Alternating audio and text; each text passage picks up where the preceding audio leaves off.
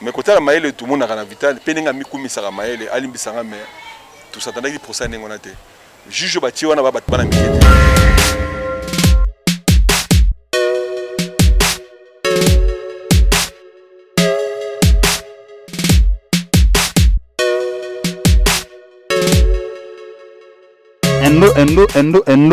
Endo émission yango c'est bandi émission c'est bandi na chaîne na bino Recam TV la chaîne du bonheur dit ngai ndeko na bino Momo Abedi le journaliste le présentateur lelo na kati émission oyo toko beta masolo ya mboka lisolo ya mboka République démocratique du Congo ko banda colonisation ti lelo boye masolo toko beta na émission ya ngwana mais toko solo la ngona invité na nga toza na na plateau boye mais avant tout na kosenga na bino bo s'abonner ebele na chaîne Recam TV la chaîne du bonheur bo s'abonner bato ebele baye bakesika ko s'abonner ti tala na écran na yo to na téléphone na pembeni na se wana ya ba image ko mona ba komi s'abonner eza en rouge fina wana directement au s'abonner na chaîne Recam TV la chaîne du bonheur boss bonambu mumbamuna na mama Rebeka bambote na bino yangwana bambote na bino ebele na zongeli bino bandeko na ngai li solo ya lelo tozo solo la masolo ya mboka oyo République démocratique du Congo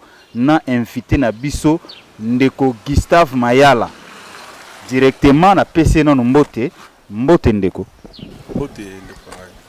na habité okoloba mama kasi ndeko na biso. Oui, na bimbote ndeko na ngai comme d'habitude donc tozongi sur l'émission na biso. Okay. Merci beaucoup. Ngade na pesi kombo mena ko senga na yo moko opesa kombo na yo malamu. Kombo na ezali nani? Oui, merci. Ngai kombo na ngai monsieur Gustave Mayala. Gustave Mayala que kombo na ngai. Nous avons la kin comme tout Kinois donc né et grandi à Kin. Donc voilà. Ndeko Gustave Mayala né et grandi na Kin. Lelo ndeko Gustave Mayala na epiki yo zeli moto mayele moto ya bwanya. Awa na mboka oyo botami na Kisasa j'espère. Oui, né na lobi na botami na Kin, na koli na Kin. Natanga école primaire na Christ Roi. Na parachevé na humanité na Sainte-Anne, Unikine, bon, na 6 universités na ngai. Donc na Kinois, né et grandi comme na tout le monde. En tout cas, ndeko Gustave azali né et grandi awa na Kisasa na République démocratique du Congo, mboka ya bakoko. Kasi yango lelo nga na poni ndeko tomeka ko beteli solo ya Congo et bandeli ti lelo boto na be bandeli to ko banda na colonisation ti lelo to komi lelo na étape oyo ya ndeko oyo tozali ko benga communément fachi béton mais to banda nanu na bandela na libandela makanisi na yo depuis colonisation eloko nini to ko retenir ko banda colonisation ti na indépendance tikanga na yebisa yo okoyi koloba na français okoyi koloba na lingala émission na biso ezali bilang ezo dépendre na monoko oyo kozala et oyo que semble facile ya koloba pesa biso makanisi na yo ko banda colonisation ti indépendance. Merci ndeko ngai vraiment esalinga sengo mingi vous allez inviter d'honneur na émission na bino o eza vraiment suivi pe nazo sepela so en passant na epsa bandeko na biso bo s'abonner belé pour l'émission La Vérité c'est belé. Je crois que au deuxième fois on a participé à l'émission.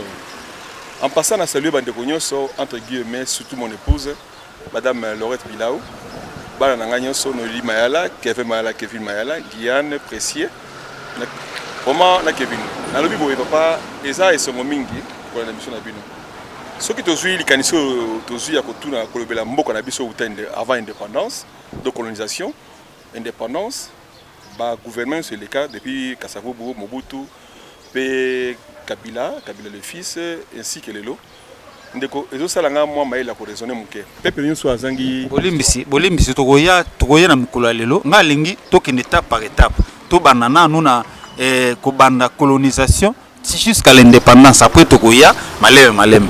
Na landi oya la pesika ka cheminement donc penser na ngado bandana avant indépendance kino lelo. Bref, pour tout attendre pour c'était les poussé. Papa na si mu peuple nyonso azangi ko ba histoire ala peuple akufa. Débattre ya kabiso tout temps na classe. Histoire en beaucoup de qui veille colonisation. Pour ezaki étape mo facilité pour la ko na biso akala. Ezaki pas si makasi parce qu'il va souffrir ki mingi. Ba souffrir mingi to yeba maboko katana pour bato na Belgique entre autres caoutchouc ya mboka oyo to na Belgique. To yebi ebele indépendance. Il y a colonisation, pardon. Alors, si c'est, tout le monde a dit la colonisation étant en Salamaki, le peuple a Koufi. Tout le monde a fait en 1887. Tout le monde est arrivé à Kimbangu, né le 12 septembre. Prophète Simon Kimbangu. Oui. Tout le monde est prophète, mais il y a des prophètes. Pour Nanga, c'est le Saint-Esprit. Je m'excuse, je dirai ça plus tard. Kimbangu a eu en 1887, le 12 septembre. Quand il y a eu, par exemple, Bélé Salami, c'était un protestant, a eu baptême, à Kouli. Si tout le monde a eu baptême, il y a un protestant, na Matadi, si histoire na yé, toute l'histoire. À l'âge de 9 ans, il a fait des choses. Dans le bélier militaire, mais à ce jour, il comme modèle. De Kimbangu, il n'est pas combo indépendance, c'est bandé Kobima. C'est une histoire. Il y en a eu peut-être pas une histoire na été, avec le peuple à Okufa. Na Katiote Kimbangu, il y a Botamara indépendance. Bien sûr, je parle de 1887, le 12 septembre 1887. Dans mes recherches, mais comme on a que l'histoire qui soit là Kimbangu, n'est pas indépendance, c'est bandé Kolobama. Na 51, na prison. Bakanye na 1921. Mission n'est pas là quelques mois. Avril, octobre. Combien de mois? Michel Kimbangu. Bakangi, condamné, na belge occupant, autobeng colonisateur. Alors Kimbangu condamné, mine de rien, la prison et pas qui l'avait éloigné. Il a fait 30 ans de prison. Je peux dire aujourd'hui, il doit être parmi les plus grands, les plus anciens prisonniers du monde entier. Hein, je me l'ai dit. Parce qu'on sait que le monde, je prends une parenthèse, Mandela qui avait 27 ans. Mais lui, il a fait 30 ans, pile poil de prison. Et comme il est 4 octobre, Abimé avait occupation de prison. Donc 30 ans, qui est le 3 octobre 21, le 3 octobre 21, 51, 30 ans. Mais alors le 4 octobre, il avait occupation de prison. Alors là, c'est la prison. Le point de prison de Sili. D'après lui, hein, ça n'engage que lui. Mais nous suivons l'histoire, je parle de l'histoire. Qui a occupation de prison. Kimbangu est sorti, il n'est plus rentré en prison. Il n'était plus emprisonné. Kimbangu a bimi à l'obité. Mais avant Koufa, si tel mot il y a indépendance, n'est pas de bandit sur l'indépendance. Tout le monde a une colonisation, peut-être que souffre qui il y a un peu de colonisation, mais il y a un Kimbangu. Mais il y a un l'obité, indépendance c'est quoi? En 1951, le dans autant d'années, indépendance c'est quoi? Tant indépendance c'est quoi en Afrique? À Bel Congo, tout le monde s'en a resté en Afrique. Il y a Afrique mobile. Je pense que c'était Éthiopie. Je ne pense pas que c'était par l'histoire de l'Éthiopie. Tant que vous avez l'indépendance, ça veut dire que le monde est en Afrique. Bref, nous avons le net indépendance. Mais le président est là. Le bel est sur la carte. Mais tant que l'indépendance, le monde qui n'est pas sur ça, aussi le monde Kassavou comme premier président. Et tout le monde s'en a dit Kamoro. Tant que l'État de vendre pour l'indépendance, tant que l'on va que ça ne va pas. Roi Albert, alors bel qui a moi pour mettre qui va au Tambouana. Mais roi Bodem Taïe, petit fils de Pafan di Masco a signé l'indépendance. Bakena l'État de vendre autre Ebi, du nom Bakendaki. Tout le monde s'en a que premier fils de Kimbangu qui sont locaux. Azala qui parmi le premier ministre d'État dans le gouvernement de Bosoya Kassavou. Les gens oublient ça. C'est le premier ministre d'État. Du travail et programme social qui sont locaux. Azala qui parmi bateau avec l'État de ronde. Et c'était la seule personne à soleil na roi Baudouin. Après on a Kinshasa. Ndé a yebisa qui est makamuni bosola qui na tazana ngai. Sola soleil na koko na yo, deux posa roi, donc je ne comptais pas koko na yo. Ndé indépendance autour de ça. Mais ce qui me fait mal, mon frère, à quelle époque pose que ça qui est. Donc, pardon, la quantité, ce qui t'a retenu bien avant l'indépendance, le Mumba, autre que retenir que Simon Kimbangu a prophétisé que l'indépendance est en Afrique mobile. Kimbangu a rejoint à deux volets. Oui, il a prophétisé ça, mais il a aussi combattu. Il a été combattu pour la cause. Parce qu'il a parlé des noirs seront blancs. On n'a pas compris ce syllogisme-là, des pensées. Mais tout le monde est prêt à voir mon ami que le message n'a pas été sali que Bakangaye, a leader et opinion. Parce que c'est le mouvement de Salamaki. Bakangaye, c'est le premier leader, parmi les premiers leaders africains. Oh, ça la révolte de l'année 21. Bakangaye, condamné à mort. Et puis, il y a Azali, le prisonnier ou à Oumela la prison, le plus ancien, 30 ans de prison, plus que Mandela. Mais Balobela en côté. C'est ce que j'ai dit en aval, en amont ici. En amont, ouais. Alors, je dis ici que un peuple sans histoire, c'est un peuple mort. Vous l'avez dit? Ouais. Tu vas Congolais te dire histoire, tu vas Africain te dire histoire, tu vas peuple au Koufa. Il y a tout souffrir. C'est ça la vraie histoire que moi j'ai suivie. J'étais abonné à l'Alliance franco-zaïroise. C'est de là où j'ai trouvé la documentation. Et je me suis procuré comme élément. Et quelque part, je vais parachuter. Je vous dirais que je suis skimbaniste, entre guillemets. Je suis allé, oui. Là, ça vient de mes aïeux. Parce que carrément, je suis un relégué. C'est-à-dire relégué. De mes aïeux furent relégués avec Kimbangu pour la cause du Congo et d'Afrique, de l'homme noir en particulier. Bref. Et pas la côté sur la deuxième phase. Ouais, voilà, deuxième phase. Donc, de l'indépendance à nos jours, qu'est-ce qu'on peut retenir? Qu'est-ce que tu peux expliquer à nos téléspectateurs, aux très chers internautes, au Baolanda Bissona Minute, au Koukou expliquer de l'indépendance style et l'eau. Bon, de là, et puis si on a pensé à continuer, deuxième phase de l'indépendance style et l'eau. Tu as vu Kassavou, tu as vu une table ronde, tu as vu Kassavou, tu as vu Lumumba, Lumumba qui a Sima. Tu as vu l'histoire. Si tu l'as dit bien au papa, je remercie. Thomas Loak a parlé beaucoup sur ça aussi. Je connais le Congo. Je connais le Congo. Ce qui est vrai, le mouvement est après, il venu après. Alors, je comprends une chose, est vrai que Kassavou va se pouvoir. L'alliance va s'en aller pour la cause, il y a Congo, comme un seul homme. Il y a eu Abazi comme parti, il y a eu Bako comme parti, il y a eu MLC comme parti, il y a eu. Mais pour la cause du pays, pour la nation, ils se sont réunis comme un seul homme. Pour la cause, il y a Congo, Monguna qui était la colonisation, ou les colons belges, pour notre indépendance. Voilà, tout est bien parti. Tout est bien parti. Mais je me dirais que l'indépendance, c'est un dirait qui. Moi, si moi, je suis mobile, qui est mingi, mais je suis là. Je suis mobile, donc moi, ça donc, Congo, tu es belge, tu es la perception d'indépendance, mais dans il y a Passi. Il y a Tamande Balobalabanga, il y a Kitiketi Congo Balabanga. Donc, moi, Passi dans mon thème. Tu es et Saliko et Salama Toyebi, à peine indépendant, vous avez soutien. Bah, utiliser Lumumba, bah, utiliser Kassavou. On a au bazo quand premier ministre, président, tu as cause d'ango, tu as effet néfaste dans ça qui est Kassavou Buna Lumumba. On a quitté, oh, Mobutu a la décision. Mais sur le côté, Mobutu a utilisé. A ça qui est utilisé dans banane. Parlons toujours. On est sur Batika qui bisoté. Belge. Belge. Batika qui bisoté, utilisé sur le Lumumba, Kassavou Mobutu. Mais voilà ce qu'on a cheminement à vie à Mobutu, au moment où Mobutu est journaliste, Belgique, Mobutu soldat, Mobutu c'est là. Si elle a ça, a télémé le patron avec Lumumba. Premier ministre à l'époque. Oui. À Kangina Lumumba. Après c'est non, alors l'histoire, armée et du pouvoir. À travers Mobutu, 105. Mobutu a comme le pouvoir. Mindele comme Batika Ibisote, et Sangana américain, tu as eu l'histoire, ça en sorte que va continuer à diriger à distance. Mais peut-être les habits sont en combo. Nous n'avons pas ceux qui 32 ans déjà Mobutu a duré. On avait intérêt à lui. Mais Mobutu c'était un nationaliste, qu'on se le dise. Une époque où c'est au Botami. Là, il n'a pas été une époque à Mobutu. Tu écoutes Mobutu à pouvoir, tu écoutes Mobutu. Tu écoutes Mobutu. C'était un nationaliste dans le sens où il aimait vraiment son pays. Pour son pays, à côté de désordre entre les écoles. Si on a dit que c'était bon moko, école bon moko. Parce qu'il a unifié le pays, qu'on se le dise. Ouais. Alors, Mobutu a dirigé un peu à la fin, il a failli à sa mission. Tout la vérité. Barrage a eu une année à Toronto. Mobutu. Même ça dit comme ça, Mobutu martyr. C'est Mobutu. Si auto ebigné c'est seulement dans la province, partout.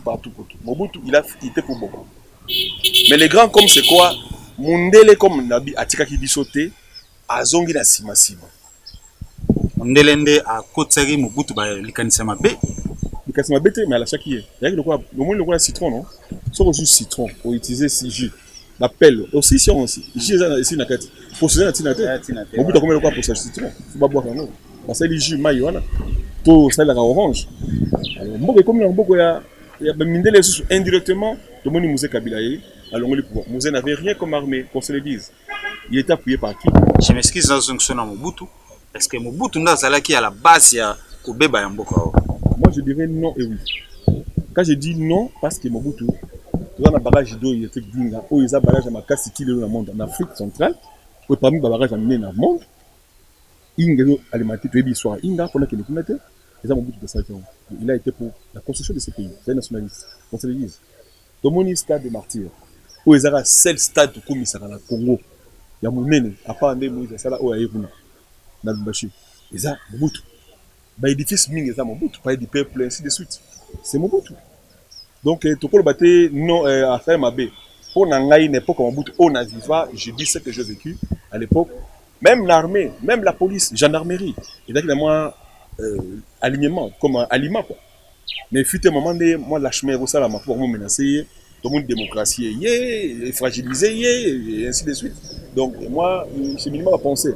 Si je suis aujourd'hui, tu comprends un peu ça? On continue l'époque de Laurent Désiré Kabila. Alors, Laurent Désiré Kabila est arrivé, avec ce qui est arrivé avec la Fidèle. On a vu ce qui est arrivé. C'était l'Ouganda et le Rwanda, nos voisins, qui ont appuyé Laurent pour pouvoir le pouvoir. Avec quel soubassement? Parfois, Laurent Kabila, un musée, a ébagi le camarade. Musée, parfois, on a pensé, on a ébagi le camarade. C'était pas les bons amis. Avec soubassement, il y a raison au Bamba, appuyé pour le pouvoir dictatorial qui était Mobutu, entre guillemets.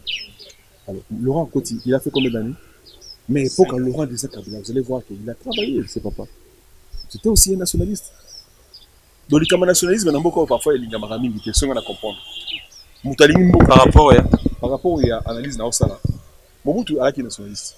Fait des comptes, il créer un système autoébi et comme il pas de combattre. Quand on dit que Moutamoulou va casser, va utiliser mon sourire pour faire occidentaux comme Mindele. Mouza ya koti menacé na ibaïté, va appuyer na bateau, pas côté mais bateau va écrire ma campus. Rwanda na Ouganda, ma voisin bandeko, africain le quoi la biso. Tu es bien résultat, Moussa Yokufa. Pourquoi? Mon musée l'époque notre monde qui service national. Pour n'angeza et les mois qui toquent pour continuer. Service national, de l'équilibre sur Massango Félère, je m'en souviens. Tourner viande fraîche, collaboration entre deux États, Zimbabwe et Congo, donc le vieux Mugabe. Hein? Au moins, musée l'époque, donc au moins même la rigueur, dont je félicite en passant, Papa Kifwa, qui était le général à la police à l'époque. Mais Kifwa, policier doit combien dans Robanga? Kanya qui a dans les sous-terres, pour policier Robanga, fait un mot dans la poche, Kifwa Roleka, Erni n'a habité, a refouillé poche, à côté d'un véhicule camouflé, et puis ça qui moi rigueur, même dans la police, je dis bien. L'époque à musée, c'est une époque où moi je trouvais exemplaire, eux faire ça en continuité. Bon, on a ma population. Population, oui. Vous allez voir qu'arrivé à musée, on avait acclamé. Tout en sachant pas que derrière le musée, il y avait quoi, il y avait qui comme bateau qui appuyait du sol. Oh, il y a raison, le dictateur, il fallait qu'il y ait une place. Il va ce musée, mais musée comme Babi nationaliste, il va faire ça. Mais c'est le président qui est mort en plein bureau avec quelle complicité pour l'interrogation. Je ne connais pas grand chose là-dessus. Donc, pour Nangaï, arriver à musée, il est porté sur quelque chose de bon. Malheureusement pour lui, père son âme.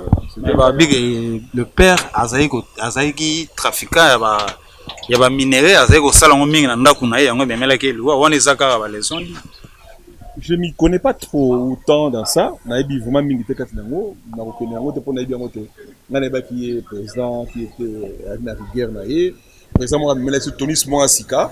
À ça que le moment où on a félicité, parce qu'il y a des gens qui ont été Brazzaville, coup direct. Brazzaville, la guerre, on a dit Souba, on a s'asseoir avec na tempo, on dit Souba na pouvoir. Bengang na ça c'est quoi na quand Tchatchi, je me souviens. Quand Tchatchi. Il y a ces réactions. Azui armée force armée congolaise, elle est une phase FAC, c'est FAC non? FAC, force armée congolaise. Azui armement artillerie qui n'a pasoti na kota masina. Moi je vécu ça, c'était devant mon avenir, il est passé. À Kendati na c'est yemoka beta premier coup. Donc réponse na il y a qui me coup direct. Il y a les coups pour aller gagner mboka ni makasi. Bomi mi balé, il y a bomi tata 10, Italie était. Pour n'a pas de réponse. Voilà un peuple, un président. Est-ce qu'il faut système on va président le va adopter, base système on. Pas tellement, mais il faut aussi le faux ça là. Exemple américain. Oui, nous avons des parfois dans pays, Angola, va savoir combien de fois. Réaction de M. Larani. Nous avons Brazzaville plusieurs fois. Brazzaville qui a voisin. Tu laisses ça entre guillemets. Tu mets ça va dépendre de la vie sur quelque part. Ah, on dit les gens qui ont un fil, bah il est trop. Mais tellement ambassade à la biso. Mais musée bon côté hein, ça me ça pas kanginze là. Pour vous ma peuple na kanginze là. Oh boy a baissé réaction. Il était direct, coup sur coup. Voilà. Parlons de Joseph Kabila. Comme un événement, il y a Joseph Kabila. Ce qui est vrai au départ, avec la Litmo Makassi, le pays était divisé, qu'on se le dise, Litmo Boutou. À Kouta qui va parti Kabouani, RCD, la gauche, RCD, RML, RCD, ceci, cela. Donc, Batia est mal à l'aise au début. Mais à ça, tout a pacifié Mboga. Tout jeune qu'il était, sans trop d'expérience, dans la âge de un jeune militaire, à Sangui Simboka, à travers partage à pouvoir, 1 plus 4, tout le monde a été en haut. Andimia qui a le pouvoir, on est 4 personnes autres, dont les belligérants, qui va éliminer un lobby, comme si on partenaire, cohabiter, coaliser, je ne sais pas trop, Sangani ne l'ont pas nani, Pomboka dans la Kimia. Vice-président, 4 vice-présidents, là il est mon président. La tienne Ekofi, finance, à Pessiango Bemba, à Kekuna. Donc à Kabola qui pouvoir, RCD à Pessiango Zaïdi Ngoma, et puis Papa Yehodia, personnellement. Donc comprenez ce que. Donc Aïe quand même la débit, il était bien avec ça. Au fur et à mesure, moi je me dis qu'il y a un souci. Souci c'est discours à Kabila. Dans une cas comme un asuka. À 18 ans, on a été en Dokende. Alors il discours plusieurs fois. Si j'avais ne fût-ce que 1 ou 2 bons collaborateurs. Donc c'est qu'on reconnaît que pas que avec l'entourage moko ba rendre des services na souci n'a été on a compris ça n'engage que moi. Ouais. Je me le dis, je me répète. Pour moi Kabila n'était pas mauvais qu'on peut le dire. Mais quelque part il était mal entouré parce qu'il a reconnu ça dans ses discours. Revenons dans l'histoire, botala ba film. Yé moko a lobango plusieurs fois. Que soka zala qui n'a pas collaborateur en solo. Le meni na yé mi baleto mi sato. Donc ou 5 6 dit le nombre de koloba. Donc c'est qu'Alinga ça là mon espoir va comprendre les pensées là. Mais il y avait plus de flatteurs. Je m'excuse pour le dire. Toujours mon amour lélo, tous les opposants allez je dire. Bah ça sont opposantés. Autant encore me tout mais bah mi yebi pas zali. Dans la FCC, c'est composé de tous ceux qu'on appelle opposants. Nous t'as bien mis opposant il doit commis aller à et puis à Fingayi président Kabila à l'époque. L'ex-président. Bah Fingayi le bakumba allié naé. En quoi est-ce que bakumba allié naé? Bah moi qui ne sais pas naïf faut pas qu'on tape naé. Na ba finga qui est pour ba coaliser naé. Donc au moment que va flatter, il va flatter. Donc il a raison pour ba que collaborateur à bien te. Mais pardon, qu'est-ce qui a failli pour nous souka awa to yebi que peuple aïna qui Kabila alingsuko yo ka kombo na été na matoyi. Le peuple a donc yena Kabila comme qui guerre. Donc eloko nini esalaki ke ekoma ndengona pour na ibandela bandeki malamu to koma na suka te mena ba vers katikati ti na suka awa donc ezaki bitumba entre peuple na président Joseph Kabila eloko nini esalaki likambo wana. Au comment on a adage qu'il n'y a pas les mauvaises troupes, et plutôt il n'y a pas comment c'est bon chef. Hein? Il n'y a pas les mauvaises troupes que les mauvais chefs, mauvais dirigeants. Il est seul, lui, le président, qu'on reconnaît comme président de la République, c'est lui qui dirigeait. Vous comprenez? Là, s'il faut critiquer politique, Simba était critiquer le président. Mais lui, il a clamé parce qu'il n'était pas seul. Mobutu à l'époque, il disait une chose, je me répète, je m'en souviens. Il disait, le président fondateur n'est pas un magicien. Seul, il ne peut rien. Mais avec l'appui de tout son peuple, il fait tout. C'est une idéologie. Hein? Le président fondateur n'est pas un magicien. Seul, il ne peut rien, mais avec l'appui de tout son peuple, il fait tout. Donc, Kabila les liens de Kabino, Ngai Nazana ba collaborateur à Malongate, ceux qui Nazana ba 10, 5, n'a aucun bien. Mais il le seul, avec son pensée, avec ses idées. Au départ, je dis bien, na côté l'été pour Nazara, jamais ne me taper perdre. Na côté l'été, mes analyses n'engagent, ça n'engage que ma réflexion. A déjà bien prévenu que Andimia Kabola pouvoir en a 4 vice-présidents qui furent bateau à Bundisaï.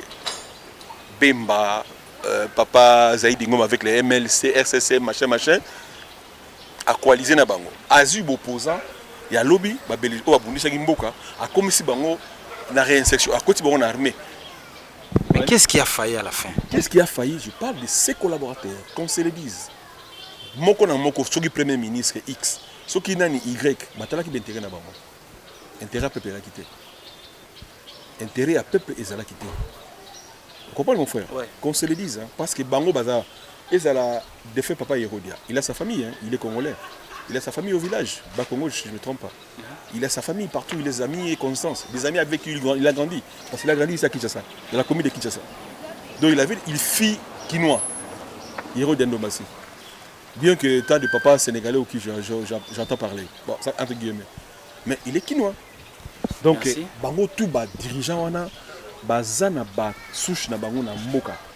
Na mboka na ba fin fond na ba village. Bande ko na bango bazali. Atazo rouler en carrosse. Mais il a ce sien. On va autant papa me déconner va souffrir. Mais est-ce que l'intérêt des peuples, batala qui intérêt peuple. Ok, merci. Parlons des élections. Il y a les Bosso, il y a mis Balé. Voilà. Il y a mis ça tourné tout comme mona ndeko Kabila a Pessi atiki Kitabokonti. Nandeko Félix Antoine Tshisekedi. Makanisi na on a fait tout continuer. Yango na ngaloba pour ko pesa idée ba Kabila moni keza mutu moko pe ezatolo ba elote pour na mabe boko ba soki nini. Ça c'est je suis pas là. Mais moi je parle en termes clairs. Kabila a cédé déjà pouvoir na début à mandat na ye. Après 2 ans 3 ans après a cédé pouvoir na 4 vice-présidents. Donc ba ki Benemi na ye. Potentiel hein. Bema c'était pas n'importe qui hein. Avec les anciens soldats Mobutu. C'était vraiment une armée hein, qu'on se le dise. Le général Baouma Baouta na 4. Le général Amissi Baouta na 4, Baouta na 4. Il y a armée à solo. Pour te dire formation bâton là Guinango.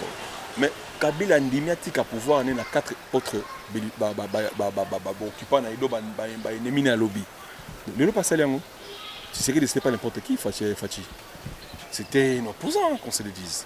IDPS c'est l'opposition, nous on a gagné avec l'IDPS hein. Moi j'étais à l'université mais plus d'une fois on nous a arrêtés pour rapport à ça. Moi j'ai perdu de mes amis. Donc je salue ici en passant mon ami Kawashi. Il a été arrêté avec mais Kibomba on a le président Tshisekedi à l'époque. Kawashi qui a pété au Congo. Bakangaye, mette Kawashi. Ma collègue dans le sport, ça est karaté ensemble. Na pété au Congo. Mais Bakanga qui na papa Tshisekedi. Oboka Bakanga Tshisekedi na papa Tshisekedi na Benanini. Pour moi qui toi ba jeune mort sakanaté hein. Toi une opposition makasi. To bunda to là ba permanence na IDPS. De obaye le ba kolba ba partenaire IDPS. Mais moi je dis en passant obaye bi ba koyeba. Biso ki ba élément pété au Congo no bana ma to bunda qui dont vieux je passe c'est lui en passant vieux Théophile Mbemba. Mon vieux na sala ba conférence de presse na vieux Théophile. Oui ben appelle papa Théophile. C'est mon papa, c'est mon vieux. Il m'appelle mon petit. Là, je salue en passant, voilà, je dois enlever le chapeau. C'est mon vieux, il m'écoute bien. Dans la salle d'émission télévisée, à l'époque RTNC, on a invité vieux, comme ancien étudiant à campus, dans la salle de projet qui Kalakasa. On a dit en parenthèse, on a invité vieux, vieux Capita, Jean Capita, le procureur, Jean Capita, Tabala, vieux Jean Tabala, il y avait 2 gens. Donc, vieux, on a tout ça dans l'émission à l'époque, on a tout invité vieux Théophile Mbemba. Donc, bref, au monde que tu as petit moko to be politique na na biso to bundela mboka na et mon but c'était pas n'importe qui mais to yebi o na bino le loke pour na ngai si ça n'a pas marché c'est parce que Kabila n'avait pas il avait son idée à lui mais il était mal entouré. Je me dis ainsi, je me le permets de le dire ainsi parce que ça se voit aujourd'hui l'élection salami à la qui se face à la qui non liboso andimi a cédé pouvoir qui ne croyait. La veille des élections, qui croyait que Kabila a roté à pouvoir, a sali alternance à l'élo. Il a fait les premières élections ici après 60 et quelques. A sali première élection de Mounango, deuxième élection, et à la qui a élection. Mais c'était pas facile. Surtout première élection, moi je m'en souviens, j'étais avec l'Union européenne. Je travaille avec l'Union européenne au Grand Hôtel. Mais je vous dis que c'était chaud. Parce que l'Union européenne a déployé les matériels dans la province Nyonso. Badoualel na ba moustiquette na ba Congo ba bandundu na fin fond na Équateur bana basi ya Union européenne ba rekité ba pour na résultat oyoka que résultat qui d'après tout le baka n'importe quoi mais nga la vivre réalité avec Fondation Carter yenda publiera liboso élection parce que moi je dirigeais la sécurité au Grand Hôtel avec l'Union européenne je travaillais ba lobel au mabi que non on ne met pas en doute l'ordre d'arrivée c'est-à-dire quoi Kabila premier deuxième Tshisekedi ainsi de suite mais nous déplorons il y a un terme là qu'ils ont employé pour dire que nous déplorons le tentative de fraude grave. Donc c'est que Bandimi n'a pas un résultat, mais tentative de fraude. Donc c'est vrai. On a vu Fachi Sikate, Pachichi. Et si on a qui idée routine, un vrai témoin dans la millénium. Personnellement, le vieux papa. Vraiment là, je dois beaucoup m'incliner. C'est un papa que je félicite parce que je travaille avec ce papa. J'étais à ses côtés, j'avais bananiqué 20 ans, 19 ans, 20 ans ou 22 ans. Je travaillais avec papa, on a toujours appelé papa. Aki mon imam, au Kanga, photo na bureau, mais il avait une sorte d'autorité là vraiment remarquable que moi je dis, je garderai mémoire. Paix à son âme. Donc, au moment où papa a moi imprudence sur ça qui élection, on dit on va pas aller aux élections, il nous demande nous ce peuple de ne pas aller prendre des cartes électorales. Après, il faut aller prendre des cartes électorales. Oh, constitution Zolobanini, tout ça, bon, il mettait tout en bloc. C'est un vieux sagesse na ebi n'engano makamna.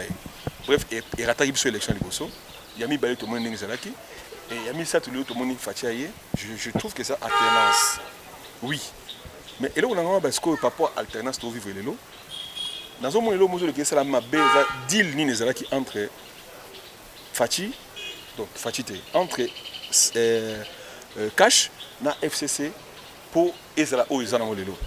Coalition on a eu d'après ezama pe ou ndeni coalition FCC cash. Na komona ma bete pour ngai ezama malamu pour ceux qui ont pour intérêt à peuple ezama malamu. Ceux qui ont pour peuple se retrouver ezama malamu. Mais ceux qui ont des intérêts individu ba poche na bango ezama be makasi. On a beau pousser peuple na likamo ezaka tant on réfléchir mingi. To risque mona oyo ezala to ebite zanini. On est avec peuple na Nzambe. Pour peuple ezala si ma peuple ya Nzambe hein. To bosa na le wana. Ngana ko za président de la République. Na cause la mokonzi ngolo pakala mais peuple azana Nzambe parce que Dieu est des côtés des opprimés. Ceux qui peuple le tobara slogan papa c'est que le peuple d'abord. Fati pa ina le kwana peuple d'abord. Ceux qui peuple za ko se retrouver té yeba peuple la nga momona Nzambe. Parce que yo tango sala mabe aux minoritaires. Majoritaire ezali Nzambe pona yopé aux na ngambo Nzambe. Mais l'esprit encore ya faux au sala mabe et aux avala monter. Donc ce coalition o ezana intérêt à peuple que le peuple gagne. Les choses en intérêt peuple était minuscule. Ils sont à terrain, aux RDC na Kinshasa précisément, siège des institutions nationales. Coalition, ça apporte quoi au peuple congolais? Mon cher ami, je dois dire vrai et franc. Qu'on ne vous trompe pas, qu'on ne se trompe pas. Tous les sentimentalistes étaient. Tous les dollars, ils en ont combien? Presque 20, 200. Je vais passer le calcul.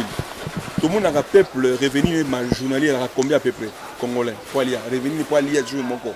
Bachara Tony. Batanga ba $1 à quelque n'est-ce pas? Ouais. $1 à quelque. Le tout on a quoi ni na état d'urgence. Zando ko bateka eza confiné. Marché nyo c'est comme na batrakasi kiliki. Peuple azo jouer ce canon. Ce qui $, il matin à 200, 1900, 1800. Peuple a vraiment la souffrance dedans. Déjà les camarades hein. Passer à Kamakasi. Collé comme on a passé, biso bas salarié, ma fout à ma franc congolais, na toya Congo. Et au moment qui bloque et mati. Donc on se va pas se retrouver. Donc le peuple ne se retrouve pas. Qu'on ne vous cache pas le voile, bino tout besoin à pouvoir, bino tout besoin à institution, il y a Mboka, ma député, de voter bino. Mais bota la place à peuple. Peuple a liani, peuple a vivre ni l'élo. Il y a la souffrance. Qu'on ne vous cache pas la vérité. Il y a la souffrance. Même nous qui travaillons. Et ceux qui ne travaillent pas, c'est pur. C'est pur qu'on se le dise. Le peuple ne se retrouve pas. On ne vous cache pas, qu'on ne vous voile pas. Na bande ko bauti poto, ba diaspora we osana kin, batika bande ko na kin ba passe batika na kin. Ba bindi ba no mona passe na poto ko na tina mbongo na Kinshasa. Po bande ko balia. Ba bi passe ni mamona ka. Chaque fois ba benga yango ça que combattant ba bota mati. Po na tina tina na kin chaque fois. Les lobino bolongo kin, bozé belé bosa pe mena fachi. Bo sungaye na ba bula bien et ateke il a lix tout monde na ba cadre ni partout. Ba cadre ni il y a présidence partout. Donc, au peuple se retrouver. Donc, le peuple ne se retrouve pas. Voilà. Parlons, il y a acteurs, il y a coalition, il y a homme politique. Surtout il y a autorité, il y a bango, il y a cash, il y a FCC, il y a député, il y a sénateur, il y a communicateur, il y a tous les deux plateformes. Tout le monde a une discussion, il y a bois qu'il y a, il y a finga, il y a bomba dans l'écran. Est-ce que c'est normal? C'est là où je me dis une chose que, en termes clairs de réflexion, c'est comme si ngana to sali li solo mo boye, bana na biso mi balé to présenter bango, na maso na biso sali ngana papa to yokani to za malamu libota to sanga na kati to sala ma salongo, bana baya kasambi ba sala salongo, bana na ngana bana na yo. Ngana papa to yokani ti, to bengi bana no to sala salongo boye. Ovandi mukoka mwana yo beti mwana wa sali boye, azubo kongo ya boto la sali boye. Donc koka les até. Mais c'est à nous les parents de dire aux enfants, non voilà, deal na ngana bino na yo ezalaki ke bana to sala salongo. Vous comprenez? Et qui a roué la tebo la tebo ngana sali koto ya sali koto non. Moi je crois que la autorité morale Quand je parle d'autorité morale, je vois Cash avec Fatou Béton et puis M. Kamere, Victor Kamere. Et puis je vois de l'autre côté, il y a des gens qui ont des FCC, il y a des gens qui ont pouvoir passer, il pouvoir, il faut parce que tu as parlé de cohabitation, coalition. Coalition, c'est pour intérêt commun. Intérêt commun, c'est rendre. Donc vous aurez des comptes à rendre à la population. Qu'il neige, qu'il pleuve. Si ça va aller, il y a la FCC qui a le pouvoir. Il y a la coalition. Il y a FCC et Cash qui est le place dans le pouvoir. Pour la poche ou intérêt peuple. Donc un jour, vous allez rendre compte à nous, le peuple que nous sommes. Conseil au Pessavon. Conseil gratuit, ça à prendre ou à laisser. On a pour l'intérêt de Bisso. Tu votes qui va députation pour l'intérêt de Bisso peuple. Donc ils doivent travailler pour nous le peuple. Et moi je trouve mal mon frère. Les autres sont nommés ministre de famille dans le CPL. Mais non, il faut pas regretter. Il faut pas des conseils. Il faut pas sangaté. Bino boya ko sangana nangai bozo bakaye des charges au moni biso na kimbateke ba mai tonda. Au moni biso na njili et la boy. Au moni biso donc boya ba passi o ya fin fond pour bovanda kuna. Boyelinga ndiko na bino na nommé ministre pour na boule que tana kikuna to parlementaire tana kena parlement na lobela likambo etali bande ko nanga bavanda na kisenso na kimbateke. Mais nous na ke boyo kinga na nommé ministre boye bo musepela bo beti maboko to meli masanga pour na nini ba nommé ndiko ministre. Bo sepela nini. Donc, il mbongo pour la paix. Mais donc, intérêt pesant. Donc, conseil gratuit, c'est apprendre ou à laisser. Travailler pour l'intérêt du peuple. Point barre. Toko ko conclure nini tokoki ko tambola na nini les kanisini tokoki ko kende nango par rapport ya ko banda avènement ya indépendance avant colonisation tina lelo oyo eloko nini na salep so moi bref eloko nini tokoki ko retenir. Papa, depuis colonisation, l'indépendance. Pardon. Est-ce que depuis colonisation, le pays doit avancer, to zongi sima, to telemi place moko, donc mekab ko limbole la biso non mom ke place wan. Je pense que l'indépendance est marqué le 30 juin 1960. À nos jours, ça fait combien d'années? Exactement 60 ans. 60 ans en âge clair d'un être humain à vie, et ça âge moko koko. Donc au boti bana ba boti bana na bango. Prenons ça dans ces termes-là. Donc, l'élo au Congo a sa coco, il y a 60 ans. Alors, coco a 60 ans, il y a sur l'héli pâté, mais apparemment, Congo doit être on marche sur place, qu'on se le dise. Si on comprend les pays, soit Sénégal, na Congo. Macky Sall est là il y a combien de temps? À 5 ans, par exemple, pour exploiter Nyonso, il y a l'énergie. Il y a l'énergie solaire, il y a panneau. Donc, c'est un effort. Pourquoi? Moi je pense que quand on est président ou chef il faut faire un bon bilan, bon travail pour n'avoir pas ciment, de vraie alternance en Wana. Donc au tiki et si kamoro boye songolo, moninga muso continuer à parachever l'idée na yo. Nous na zomo na saute mouton, d'accord, mais je pense que primordial le peuple congolais qui saute mouton té. Yaki na libumu, to bien ambition to yemba ngobutu moye. Le peuple d'abord balingi kolia ezala bien, sécuriser santé kolia misala. C'est ça le peuple d'abord, pas les autres moutons. Et les millions, alors moi je crois que les millions, il ne faut pas débousser, on a bilanga, il les a bien su collègues. C'est pas tard. Les lots, on va travailler avec les bossos. On va continuer, on va le pouvoir. Mais pas ça résister à malam. On va battre que ceux qui ont joué chèque, ils ont fait ceux qui ont joué chèque, ils ont cohabitation. Ou coalition, là-bas, donc ceux qui ont coalition, ceux qui ont chèque, ils ont coalition. Donc on va travailler pour l'intérêt du peuple. Le but, on a beaucoup, on a pouvoir. Sinon, vous êtes regrettable.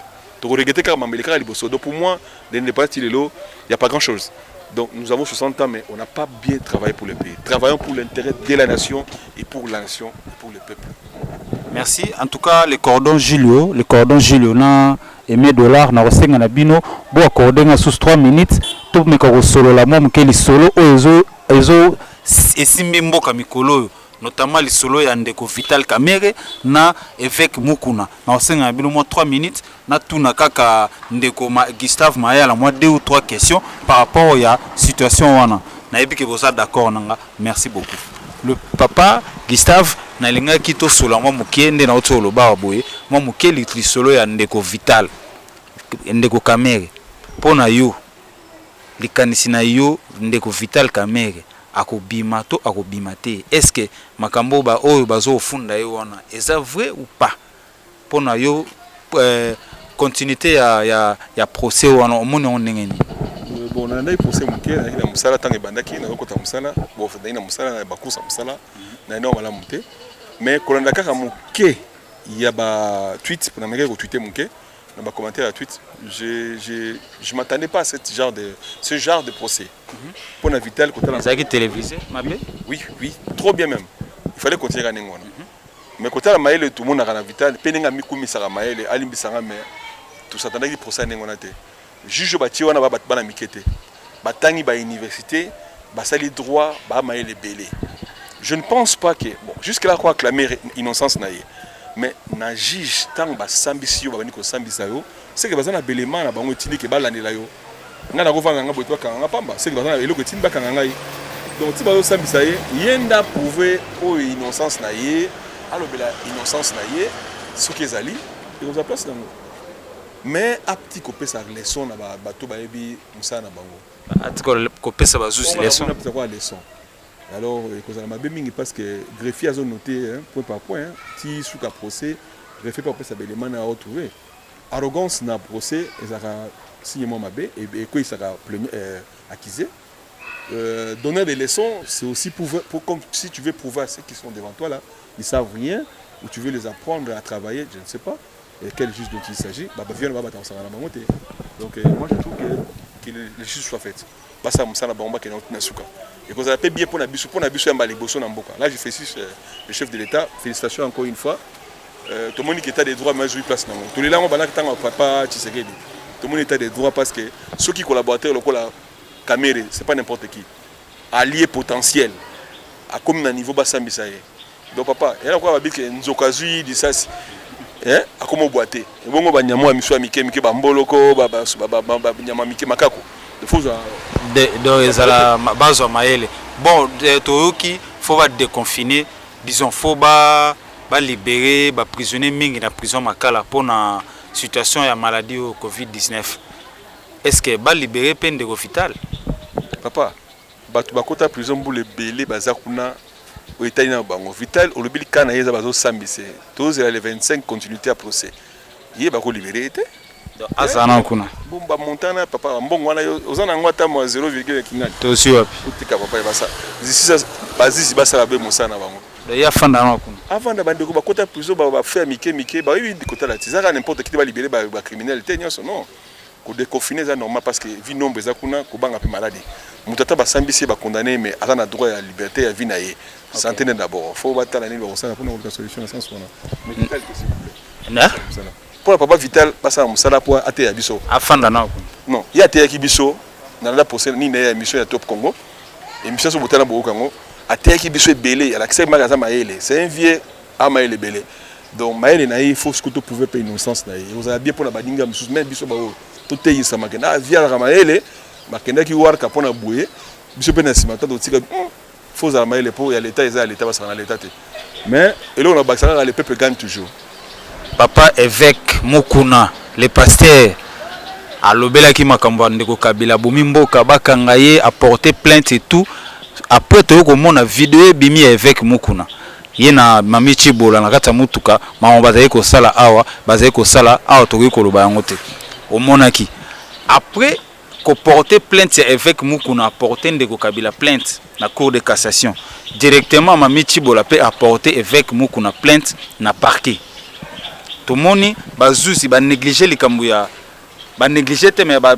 kipena no likambo ya o évêque akende ko porter plainte directement ba convoquer évêque Mukuna na plainte na ye na plainte o mami Chibola akendaki ko déposer pona yo na minute évêque Mukuna zana boloko likambo wana ezali kaka po évêque atelemeli ndeko Kabila ou bien ezali que justice nde ekangi évêque.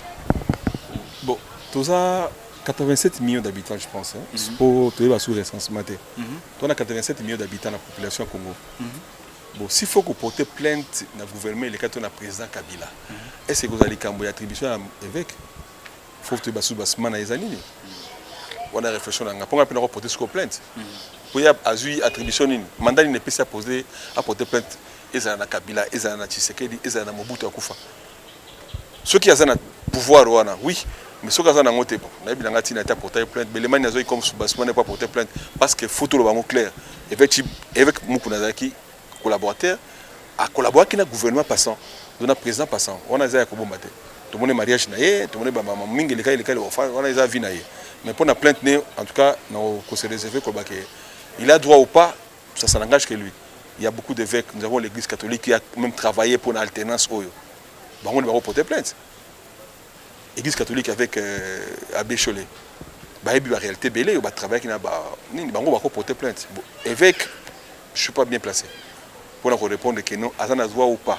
Au Italie vidéo na ile circule qui na tala ngote mais na yoka détail. Na ba commentaire ba ninga na kenana détail ko bangote. Au moni ta ben évêque.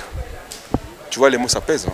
Évêque donc na ndenge ba catholique sur ben évêque pour y a catholique tout le monde est évêque comme évêque et catholique monseigneur tout ça tout donc aza mutu ya lokumu na kombo ya nzambe attitude habitude comportement fizala contrôler pour ali mener d'homme oza leader ya ba milimo abatu mais yeba na minute bazofunda ye pona viol pona détention illégale ya ba papier ya lopango ya ngana oza yete bazofunda pe na menace de mort un évêque un pasteur na rana ye ngana bité papa mutu nzambe za mutu opesa longo ko mu respect sur la tiki kombo munene ya nzambe faut ça Christ qui est bien le dit que soyez mes imitateurs de Christ là pour la imitateur de Christ pour moi je suis en Christ donc tout le monde dit de nzambe faut la matin bien Christ avec une non violente soit dit voilà la bêta la Christ nzambe tala ninga ni abota mama bisika bikwele akoli na yemo na mwa sa partie akota partie sur exemple pas ici mais donc est-ce que c'est là que c'est la oyo les gars là peu qu'on a moi je trouve que si réellement si la fille a vécu toutes ces histoires on va voir peut-être on a comme ça qui avait donné des images on va pas sur là l'image qui mentionne on va pas image mais on va voir on va voir donc c'est un peu ça ça évêque que ça été na makambo apporter plainte il va porter quelque chose c'est que les filles n'ont pas sur les arroyages de ça sur pas ça na droit pour ça maintenant la fille là il a droit ou pas sur les a droit là il va qui tout beaucoup de temps porter plainte justice ça voilà donc justice ça la fille a droit parce que si réellement si moi je dis bien si donc après Dieu si seulement si elle a raison il peut pas on est héritage il y a moins pas en tout cas merci beaucoup de Costa Royal merci beaucoup na bino balandi ya Ekam TV la chaîne du bonheur de l'autre sola qui est solo ya mboka ya République démocratique du Congo awa na chaîne oyo tolobelaka pratiquement nyonso alors on resenga na bino bo s'abonner ebele na chaîne oyo landaka toujours Ekam TV la chaîne du bonheur pour resenga nyonso moko te ya Kinshasa oyo bote ebele na bino okutani prochainement merci beaucoup.